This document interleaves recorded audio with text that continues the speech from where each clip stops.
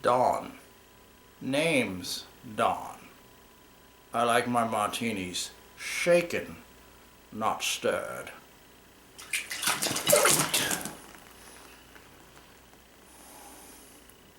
How does he do that?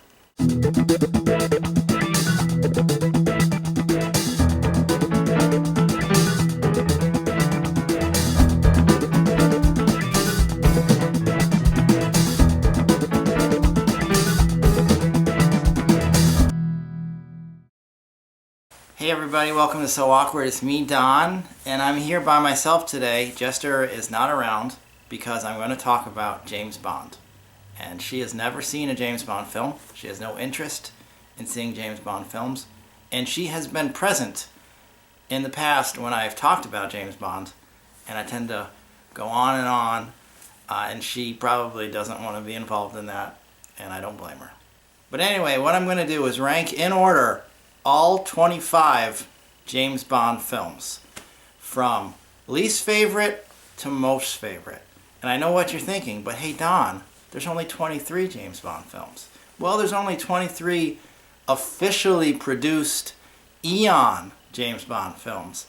But I'm throwing in a couple other ones, and if you are a James Bond fan, you probably already know which two are going to be included on the list. Just because I think they're interesting and worth mentioning, and at least one of them is actually a pretty good James Bond film, even though it's not an official James Bond film. So let's get right into it with Don's definitive ranking of the James Bond films.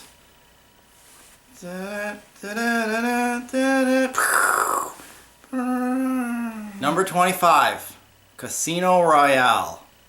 1967 Casino Royale, which is a terrible film. Probably shouldn't even be on the list. It's a parody of the series. I think it came out after there had been 4 or 5 James Bond films, so the series was popular enough and well known enough to be parodied. But unfortunately, it's not a very good parody. It's not funny. It's not entertaining. It's just confusing and makes no sense. However, it's on my list because I do think it's worth checking out for die-hard Bond fans, not for casual viewers or anybody who wants to watch an entertaining movie, because it's not.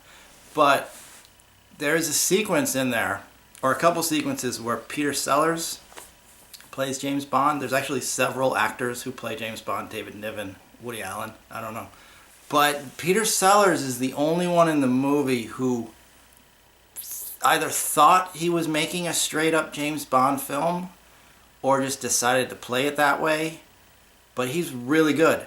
And I really like the scene where he's just playing Baccarat with Orson Welles as Le Chiffre. That whole sequence feels straight out of the novel. It feels like a real James Bond film. If they just made a straight-up Casino Royale adaptation with Peter Sellers and Orson Welles, it would have been brilliant, because that's a great scene. Except for where Orson Welles does a really weird magic trick in the whole thing, because it's just a weird freaking movie. Number 24. The World Is Not Enough. It's just not fun. The villains in it are lame. Sophie Marceau does a pretty good job as Elektra. She's a great actress. She's a beautiful woman, and I think her character was an attempt to kind of have an arch nemesis who's a strong female. Spoiler warning. And she did pretty good, but she just wasn't given a whole lot to work with. And just the story was dumb, and the action sequences were bland. This film did, I believe, introduce John Cleese as Q, who I did like. He was very funny, and I think he could have been a really good Q if they had continued with him in the series. But other than that, yeah, this movie is just blah. Number 23, Diamonds Are Forever. I know what you're thinking. How could I possibly put a Sean Connery James Bond film so low as the third worst James Bond film? And the reason is, I was tempted to put this as the worst film. In fact, I think having Sean Connery in it makes it worse, because he was still youngish, he was still in his prime as an actor, and he really should have been great, but he just phones it in. He gives his worst performance as Bond in this one, and the story is just lame. The villains are bad. We've got Charles Gray, who's a really good actor. He takes over as Blofeld, but he gives the worst performances, Blofeld, because he's just wacky. He cross-dresses in one scene. We've got Wint and Kid, the two gay lover assassins. Bambi and Thumper. Like Jimmy Dean as Walter White, or whatever his name is. Willard White, I don't remember. He's the Howard Hughes pastiche. I did like the one chase sequence where Bond is driving like that moon buggy through the desert. I thought that was fun. But other than that, and other than two gorgeous Bond girls, I don't remember their names. One of them was Natalie Wood's sister as Plenty O'Toole, and then that redhead. Skip it. Diamonds Are Forever. Diamonds Are for Never. Watch this movie again. Number 22. Most people's pick for the worst Bond film, but I kind of like it. Die Another Day. It's not a good movie. Let's just get that out of the way. It's not a good movie. The villain is lame. The story makes no sense. The opening where Bond is put into a North Korean prison and he's tortured is just really strange. It's got probably the worst Bond theme song, that like techno song by Madonna. Halle Berry as Jinx is one of the worst characters in the entire Bond series. I like that sheriff better than I like Jinx. But the reason I forgot that I was defending it, I thought I was criticizing it, which I am, because it is number 22 out of 25, which isn't good. But I do like a lot of the set pieces. I think it's got some really cool action scenes. I really like the invisible car, which a lot of people hate. I think it's neat. I especially like the supercar versus supercar scene towards the end. I really like the actor who's got the diamonds in his face. He's in an explosion in a diamond smuggling operation, and diamonds are in his face. That's his thing. Yeah, that's what this movie comes up with for a henchman. Let's just put diamonds in his face. It's a movie about a guy who changes his DNA, so he changes in his appearance, so he's no longer Korean, he becomes an Englishman. He changes his skin color and his whole DNA structure, but this other guy, they can't just get some tweezers and take diamonds out of his face. So this movie makes no sense. Most people should skip it, but I think it's fun. And I think it's the first Bond film since Live and Let Die to not have an appearance by Desmond Llewellyn as Q. I could be wrong about that, but I'm pretty sure I'm right. Which is when they fully went over to John Cleese, just as Q, which was fine, but it's interesting little footnote there. Anyway, moving on. Number 21, A View to a Kill. This is another movie that most people would probably rank lower than I did, because it's not good. It's Roger Moore's last film, and he probably made one film too many. Maybe he made 2 or 3 films too many, but anyway, he's really old. I mean, he's still great. I love Roger Moore. I'm a Roger Moore apologist. He's still incredibly handsome and incredibly charming, but he's a little too old to be James Bond. The story is not great. Remember when computers came about, and remember Silicon Valley, when that was a thing? This movie's about a murdering computer programmer. He's a terrorist who makes computer chips. I guess computer chips used to be scary. And somehow, I don't even remember what his plot is, and there's something to do with like drugging horses and something with this, and then he wants to blow up, he puts a bomb on the San Andreas Fault, to sink Silicon Valley into the ocean, so he is the only manufacturer of computer. I don't even know what the plot is, I just know it's terrible. Christopher Walken's in there as Zorin. He's a lot of fun.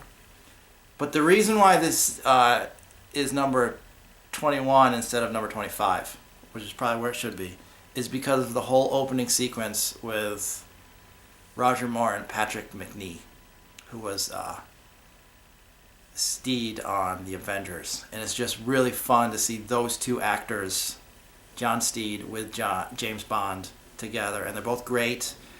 And Patrick McNee plays his manservant. And just the chemistry between these two actors, who are, I believe, are really good friends in real life too. It's just great, and it's so much fun. And they're great actors. And it's just cool to see.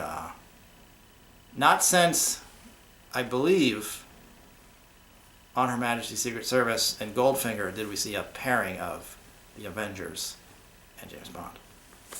A little trivia there. And most people watching this probably have no idea. I'm not talking about the Marvel Comics Avengers. I'm talking about the old British spy series, The Avengers, starring Patrick McNee. Anyway, he's in A View to a Kill, and he's great. And all the scenes with them together are brilliantly funny and entertaining. But unfortunately, he dies pretty early in the film, and then from that point on, it's terrible. So if you watch A View to a Kill, I recommend it. I think it's a lot of fun for the first 45 minutes. But as soon as Patrick McNee is murdered in the car wash, just turn the movie off. Number 20. And it pains me to put this one this low, because I really like this movie on a purely popcorn, guilty pleasure level. The Man with the Golden Gun. The first half of this movie is brilliant and one of the best James Bond movies you'll ever see.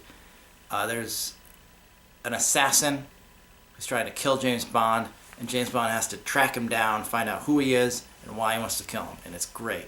James Bond's like a detective again, and he actually does real spying. He goes undercover, which is something they abandon at one point. He stops being a spy. He just starts being a guy who goes to bars. But this one is great. It's so much fun. You've got Christopher Lee as Scaramanga, the titular man with the golden gun. You've got Hervé Villechaize as Tattoo, his diminutive manservant. It's great fun. Great location, the islands. He's got this secret base somewhere in the Bahamas, I think. And it's just beautiful. But then at some point, the movie just gets awful. I think it's when they go somewhere in Asia, and there's like a terrible boat scene. And they bring back that sheriff, who we'll talk about, Sheriff Pepper. I don't remember his name. Christopher Lee is great as Scaramanga. But other than that, this movie just isn't that good. But I watched the first half. But once the Man with the Golden Gun turns his car into an airplane, just turn it off. Number 19, Tomorrow Never Dies.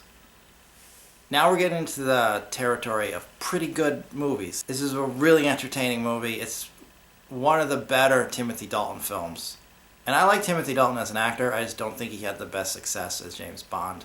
By that point, the entire series had just kind of turned into a parody of itself and just was running out of steam. It was just plugging in cliche, cliche, cliche, cliche. But he did pretty well. Jonathan Pryce is the main arch villain, who is a Rupert Murdoch type media tycoon who doesn't just report the news, he creates it. Is that the tagline? Something like that. I really like his henchman, Mr. Stamper, something like that. He's this really tall, albino-looking German dude. That guy's cool. It's just a fun movie, and the action's really good. Michelle Yeoh makes an appearance as one of the better Bond girls. Number 18, Thunderball. I would have thought this one would go lower because I don't really like this movie. But it is Sean Connery in his prime. We get Largo, the guy with the patch. And from that point on, anytime anybody parodies James Bond, they always have a henchman with a patch eye. We have Spectre becoming a big deal in this one. I just think it loses steam towards the middle until the last section is just bad. The finale is this big underwater battle, but at the time, I just don't think they had the technology to really film that kind of sequence. I think it maybe it won the Oscar or something for cinematography or special effects, because at the time it was probably pioneering to have that elaborate of a sequence underwater. But when you watch it now, it just doesn't look good. It's hard to follow. Everybody's wearing wetsuits. You can't tell who's who, and it's just not a good sequence in my opinion. This one just doesn't really thrill me. But it's a well put together film. You got Sean Connery as Bond, doing a pretty good job, and it's got a great theme song by Tom Jones, and for the time, some really neat underwater photography. And I think does James Bond fight a shark, or am I making that up? I might be thinking of Zombie 2. Number 17, and this is where things get interesting. Moonraker. This is the one where James Bond goes into space. This is a fun movie. It's not a great film. People hate this movie. People complain about this movie. Most people, I think, pick this one as the worst, but I think it's pretty good. I really like Michael Lonsdale as Hugo Drax. He's super funny. I think a lot of people find him a little too dry, but I think that's what makes him so funny. He gets all the best lines. He's basically space Hitler. He wants to repopulate the Earth with the master race, so he builds this space station where he's going to throw spores down on the Earth and kill everybody, and then repopulate it with these super men that he's been breeding. And I don't know, whatever. All I know is that James Bond goes into space, and there's this amazing space battle with lasers going around, and there's spaceships and people with jetpacks flying through space and whatever. I just think it's a fun movie. I think Roger Moore does a great job. I think he's got some really great gadgets, some beautiful Bond girls. He's got a really cool sword fight against some guy. I say check it out. Don't let people scare you away. Moonraker is where it's at. It's a fun movie. Number 16. And this is going to make some people angry, because a lot of people are going to think this should be in the top 5. Skyfall. I think Skyfall is a good film. I just don't love it. I find it boring. I don't like the villain, Javier Bardem. I think he's a great actor. I think he gives a great performance. I just don't think his villain is that interesting. And this whole story arc and plot is just ripped off from The Dark Knight. He's basically just the Joker, only not as gay. I think Daniel Craig does a great job. I like the opening, and I like how they address the fact that he's getting older, which they have to do with every actor who's ever played Bond. At some point, they always address the fact that he's too old to be playing James Bond. Although, this one, I think they handle it the best. I love the theme song by Adele. I think it's great. I think the cinematography is amazing. This might be the best looking Bond film, one of the best looking movies I've ever seen. Visually, it's extraordinary, but it doesn't look like a James Bond film to me. James Bond films are more organic, more documentary style than this, which is just everything looks like a painting or a chiaroscuro. It's just, there's just something about this movie that I find boring and unengaging, and it doesn't hook me. But it is number 16 because it's an exceptionally well-made film, and the acting is great, the directing is great. The story is interesting, although it just feels derivative and lacking something. Skyfall. Number 15. Are you sitting down? Never Say Never Again. Most people maybe haven't even seen this movie. And most Bond fans are probably yelling at the screen right now that this isn't a real Bond movie. It's got Sean Connery playing a character named James Bond going against Spectre and an arch-villain named Ernst Stavro Blofeld. That, to me, sounds like a James Bond movie. I don't care who produced it. I don't care if it was made by Columbia instead of MGM or whoever. It's a James Bond movie. And it's a pretty good one. At this point, Sean Connery had been retired from James Bond for, 10 years, 15 years. I'm not going to go into the whole backstory about Kevin McClory and how he had the rights to produce an alternate version of Thunderball because he helped Ian Fleming write the original screenplay before it was turned into a novel. So Kevin McClory finally had the rights to make this film, which he did very quickly. But I think he did it in a tremendous job. I mean, he drove a truck full of money to Sean Connery's house and said, "Will you play James Bond again?" And Sean Connery counted. He's like, "Sure." He hired Irvin Kershner to direct it. Director of such great sequels as The Empire Strikes Back and RoboCop 2. Got people like Kim Basinger, Max von Sydow, Edward Fox. I think it's a really good film. I don't think it is one of the best James Bond films, but I think if you're going to have an unofficial, quickly made James Bond film that wasn't made for art or craft, it was made because this guy owned the rights to make a Bond film. So he was going to make a Bond film. That's why it was made.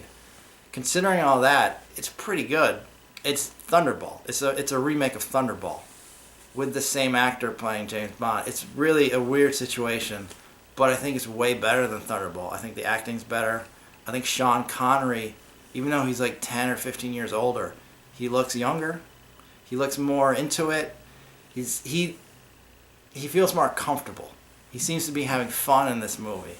And I just think it's a really cool, underrated James Bond film that has been unfairly derided by most moviegoers and fans. Which brings us to number 4, Live and Let Die, the first Roger Moore James Bond film.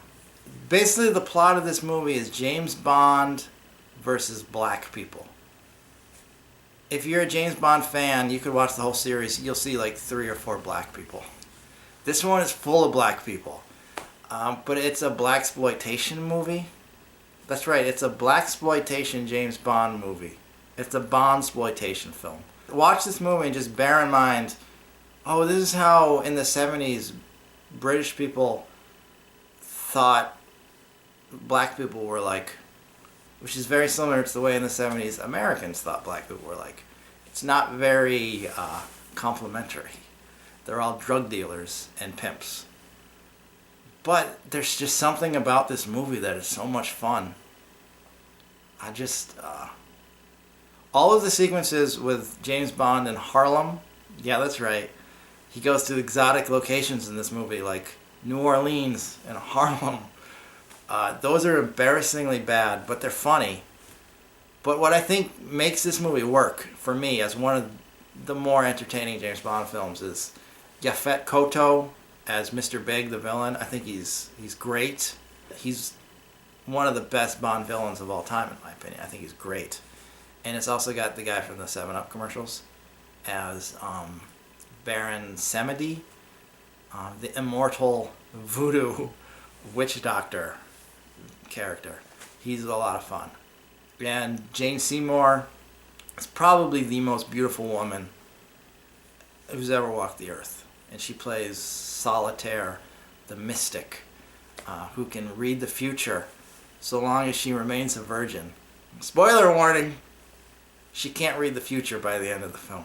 Anyway, it's just a good film, and it's got one of the best Bond theme songs ever, Live and Let Die by Paul McCartney and Wings, which I know you've heard. Number 13, Octopussy. That's a weird title. I can't tell you anything about the plot of this movie. I remember watching it as a kid and just having no idea what was happening, but loving it because it's so much fun. And then when I rewatch it as an adult, I have no idea what's happening. There's Russians doing something, and there's Fabergé eggs, and there's circus performers, and there's this thing, and then there's these Indians and the Maharajas doing something, and there's guys riding on planes, and then this, and then there's women dressed like the greatest American hero, and I don't have any idea what's going on. And then there's a woman named Octopussy. It's just a weird movie. Like I can't tell you the plot. I can't tell you the names of any of the characters except for Octopussy. I just remember there's the guy with the razor blade yo-yo, and James Bond dresses up like an alligator. There's the fight sequence on the train. There's the circus guys who are throwing the knives. This movie's awesome.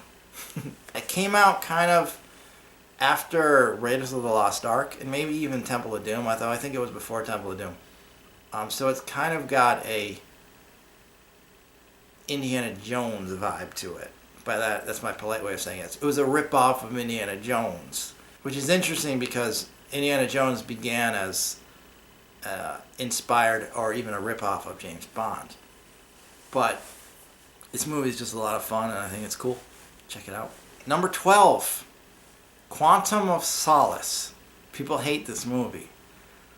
I think I'm giving high ranks to a lot of films that people hate, but I think Quantum of Solace might be the most hated. Or at least the people who hate Quantum of Solace are the most vocal. I think it's a really good movie. I don't know why people complain about it. I've heard people say it's boring, which it's not. It's action-packed. I've heard some people say it's too much action, which it's not. The story's really cool. I've heard people complain about the Bond girl not being good enough, but I think that's just code for the fact that she's not white enough. I think it's a great film. I think all of the characters are interesting, the story's interesting, and the acting is great. Quantum of Solace. I even like the theme song. Yeah, that's right. I think it's good. Number 11, License to Kill. Our first mention of Timothy Dalton. He's probably the best actor, straight up actor to play James Bond, until maybe Daniel Craig. Although I think in terms of like a Shakespearean sense, Timothy Dalton's where it's at. He's the best. Not the best James Bond, the best actor.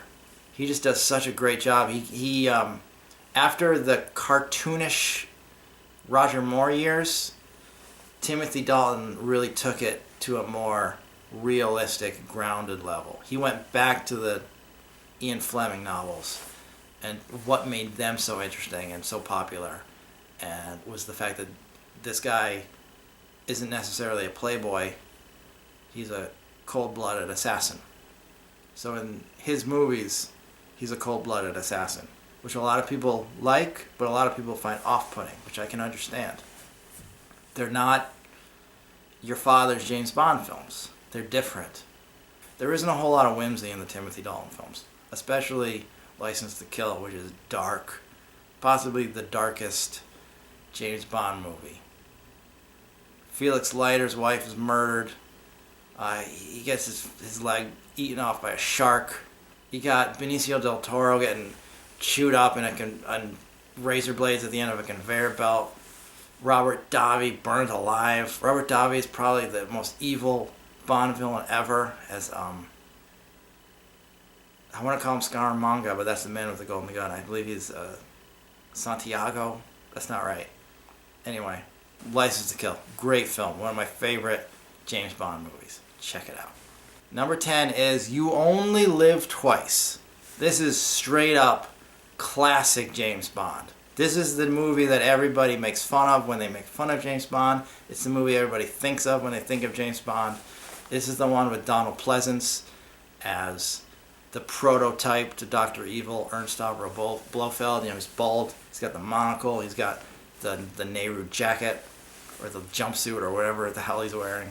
His base is in a hollowed out volcano. This is just classic James Bond. This is the point where it started to get a little too ridiculous. But at this point, it was just ridiculous enough. And this was the most ridiculous it had been at that point, so it wasn't yet too ridiculous, if I'm making any sense. They dye his hair a little even darker, and they give him thicker eyebrows, and he's supposed to look Japanese. Yeah, he goes undercover as a Japanese person. An amazing finale in where ninjas storm the volcano base, and there's soldiers with machine guns fighting ninjas with like throwing stars, and it's just one of the coolest scenes in movie history, in my opinion. From start to finish, You Only Live Twice is great. I love it. Number 9, The Spy Who Loved Me. There isn't a whole lot to say about this one. This one isn't the most exciting in terms of action, but it's one of the more interesting in terms of being an actual spy espionage film. Like, this is actually an interesting story with a real plot where they have to do some spying. You have to pay attention to know what's going on. And it's got James Bond teamed up with Agent X. I don't remember her name. Barbara Boucher, is that the actress's name? Who later married, or maybe even at the time was married to Ringo Starr. I believe they are still married to this day. So there's a success for you. Is Ringo dead? Number 8, Goldeneye. The only Timothy Dalton James Bond film that I would consider to be great. They're all watchable, except for The World Is Not Enough. Most of them are a lot of fun, but this one is, well, it's in my top 10 Bond films. It's great. Sean Bean is in there as the villain. Trevelyan, what's his name? I don't remember. I love this one. It's good fun. Number 7, For Your Eyes Only. Whenever I think of For Your Eyes Only, or when I rewatch it, it always seems like it's like 5 different movies in one. At least 3 of them are great. Some of them aren't. Like the one film that's about ice skating. It's terrible. But everything that doesn't take place on an ice skating rink in this movie is great. How can you not love any movie with Topol? Julian Glover is interesting because he has been killed by James Bond. He's been killed in a Star Wars film. And he has been killed by Indiana Jones. I don't think there's any other actor with that distinction who's been killed by Bond, a Jedi, and Indiana Jones. That's cool to me. This was Roger Moore's best film because it's his most serious film. I think his first few are really silly, but every now and again, every few films, they always go darker. And this was Roger Moore's film where they went darker, where as opposed to Live and Let Die, where the actors went darker. Sorry. Number 6, The Living Daylights. That's right. This is my favorite Timothy Dalton film. One of my favorite films overall. I just think this is a great Bond film. This was Timothy Dalton's first, so they went even darker with License to Kill. This one wasn't dark, this one was just serious. And some people might even find it boring. I don't find it boring. I find it very exciting because it still has a lot of action. It's just got a really interesting story. This is also the film that came out after like the AIDS scare of the mid-'80s. So they didn't have James Bond having sex with everybody anymore. He kind of just... Maybe he doesn't even have sex at all. I don't remember. But there's the one woman who was... not Olivia Dabo. I think it's Olivia Dabo's sister or cousin. Something Dabo. She's great. This is the cellist who is also a sniper. But Bond has to prove that she's innocent and blah, blah, blah, blah, blah. It's just a really cool spy story that feels like something by Robert Ludlum or Jonathan Le Carre instead of something by Ian Fleming. Which isn't... There's nothing wrong with Ian Fleming, although I'm not a fan of his writing. But it's a really intricate, well-woven Cold War thriller. One of the last Cold War thrillers of the Bond series, in fact. After the end of the Cold War, life on the planet Earth got better, but Bond films got a lot worse. Let me tell you that. Like, you can chart the downfall of the Bond series with the end of the Cold War. Damn you, Rocky. Number 5, On Her Majesty's Secret Service. The first, and so far, only James Bond film starring George Lazenby as James Bond. He was a model, and I think he had done a very limited amount of acting. I know he did some TV commercials in England or in Australia. I believe he's Australian. And then he really fought to get this role, and he got it. And then he turned down the chance to do sequels at the advice of his agent, I believe. At least that's what he says. He probably blames his agent for giving him bad advice because they thought that James Bond as a series would go nowhere from this point on, and so to do more would kill his career. George Lazenby, ladies and gentlemen. It's tough to judge George Lazenby because he's in one film, and for a whole... Probably the best portion of the film, they even dub over his lines. But overall, I think he's really handsome. He's charming. He's funny. He does great with the action sequences. And I think that if he was given a few more films, I think he would be remembered as one of the best James Bonds, instead of not being remembered at all. Number 4, From Russia with Love. This is the second James Bond film, and it's phenomenal. It's got a great story. Sean Connery is coming into his own. He was great in the first film, Dr. No, but this is where he really becomes James Bond. And the set pieces and just the structure of the film, this is the first real James Bond film, in my opinion. Beautiful women, great action sequences. Robert Shaw as Red Grant, one of the best Bond villains. Great fight scene at the end in the train car. Just an iconic fight scene. It's great. It drags a little bit in the middle, I'll admit that, which is why it's not the number 1 Bond film. But overall, it's a phenomenal film. Number 3, the second Casino Royale. Forget that 1967 piece of crap. This is a real Casino Royale movie. This is Daniel Craig's first film as James Bond, and they went back literally to the first Ian Fleming novel, Casino Royale, to completely reboot the franchise. You can call it a prequel, you can call it a reboot, you can call it a retcon, you can call it whatever you want. It's just Bond's first adventure as a 00 agent. And it's great. In the original novel, it's basically just Bond enters a Baccarat tournament against this guy Le Chiffre to bankrupt him so he can't fund terrorism anymore. And this movie is an epic, 3-hour globe-trotting adventure that is much more than just that. And in fact, it has Texas Hold'em instead of Baccarat, which is fine because nobody knows what Baccarat is anymore. I was a fan of Daniel Craig before he became James Bond. I'm not bragging or name dropping, but I remember seeing him he was in the first Tomb Raider movie, which is terrible, but he was really good. He was in Road to Perdition, which was terrible, but he was really good. He had small roles in a lot of movies, and he was just always incredibly interesting. He almost didn't even have lines in most of his movies, but there was just something about his gaze, his piercing eyes. So when he was announced as James Bond, a lot of people complained, but I think it was because they hadn't seen his films, and they hadn't seen that piercing gaze. And I got it. Because it's like when Timothy Dalton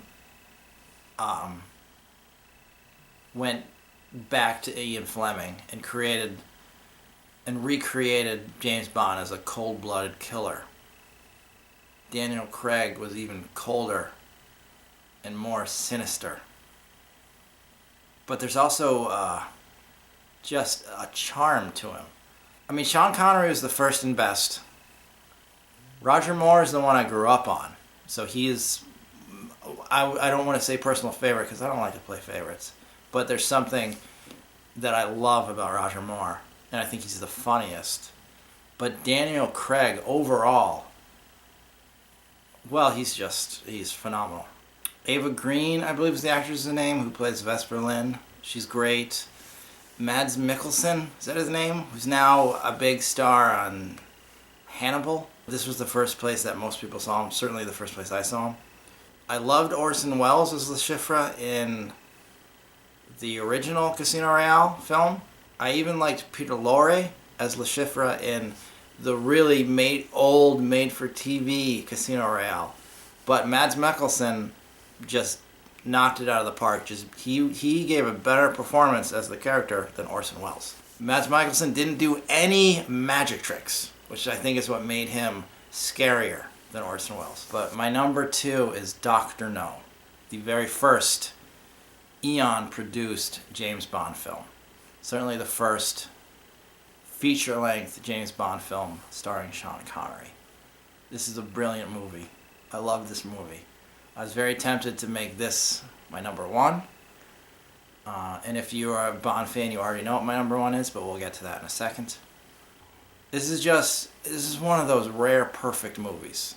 As a character piece, it works because Sean Connery introduces the world to James Bond. As a spy story, it works because it's a really fun, interesting story.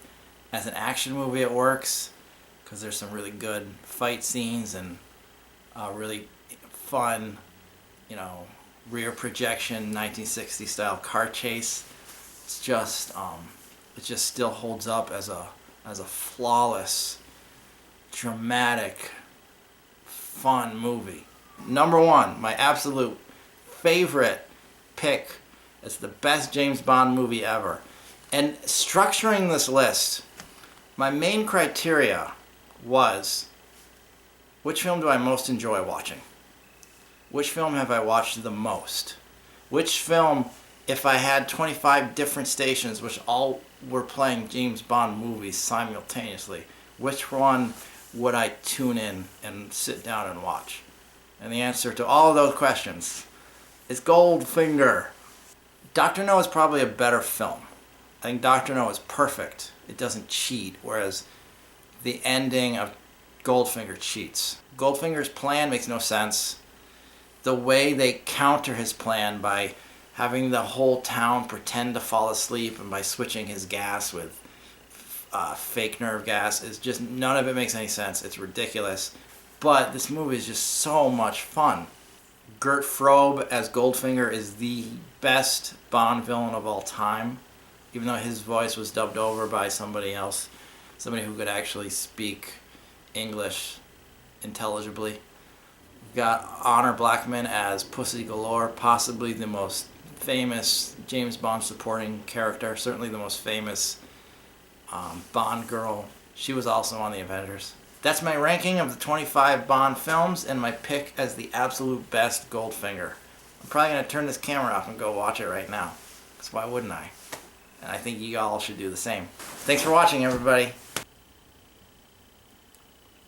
Ugh. It's just water with olives in it.